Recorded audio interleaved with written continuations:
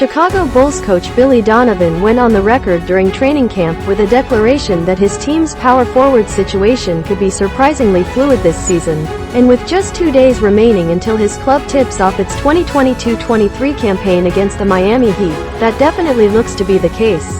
In recent days, things have seemingly trended in the direction of Patrick Williams. 4-pick made a strong closing argument, going for the 5th of May 22 in Chicago's exhibition finale.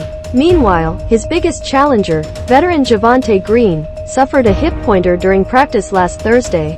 Flash forward to now, though, and it looks like Green, who has been one of the Bulls' best players throughout the preseason, could still be an opening night option at the position.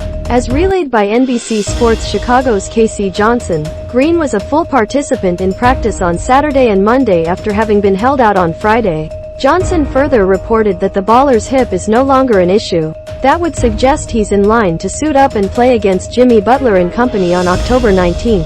The unexpected battle between Williams and Green, the competition that arose at the power forward spot, was perhaps the most surprising story to come out of Bulls training camp. After all, the big battle at point guard had been expected with Lonzo Ball undergoing another knee surgery, and Ayo Dosunmu ended up winning that job several days before the Bulls' final preseason game. However, Williams, arguably the most important player on the roster when looking toward the future, ceding his starting spot first to Green and, later, to Derrick Jones Jr. in a pair of exhibition bouts was wholly unexpected, with Williams often lacking the aggressiveness that everyone so desperately wants to see from him, though, and Green dropping 15 points and 5 rebounds per preseason contest while shooting 71.4% from the field and 66.7% from deep. It's little wonder he was given a shot.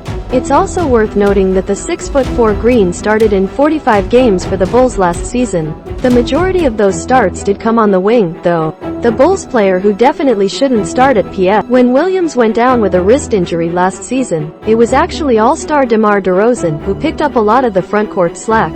And while he had an incredible bounce-back year, and was even a sneaky MVP candidate in the early going, one East exec would advise Donovan against revisiting the strategy. DeRozan was not the same player at the end of the year that he was through the first 3 or 4 months, the exec told Heavy Com's Sean Deveney in September. I am convinced that's because he was just worn down from playing at the 4 so much. He can do it in stretches, and give him all the credit in the world for going out there and doing it without complaining. He didn't be **** about that at all last year. But you can't ask him to play that much at the 4 the way they did last year. He is not big enough.